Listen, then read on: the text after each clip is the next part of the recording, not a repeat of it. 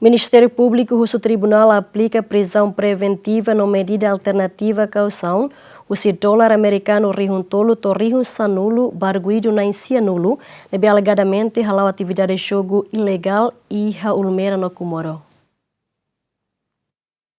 Arguidu cidadão chinês no cidadão Indonésia nain hitunulu resinen nebe autoridade detém ia Ulmera likisa no nain sanu resinhat nebe detém ia Comoro quarta locraik ne submete ona ba processo primeiro interrogatório. Cidadão estrangeiro hamutuk cianulu ne alegadamente halao atividade jogo online ilegal esquema em call center. Ministério Publiku lori arguidu sirane ba Tribunal ho crime associação criminosa jogo ilícito burla informática no branqueamento capital. E a processo julgamento loron primeiro ne Tribunal halodet identificação ba arguidu sira.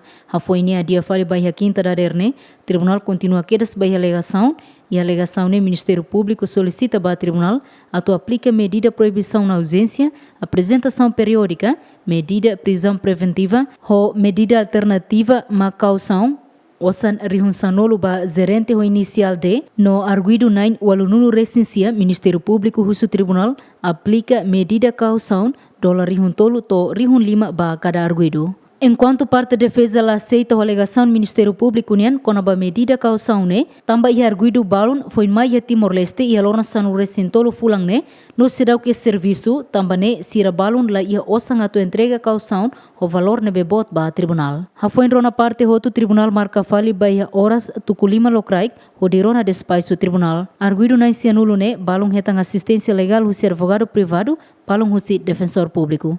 Santina de Jesus, Romaldo Neves, GMN.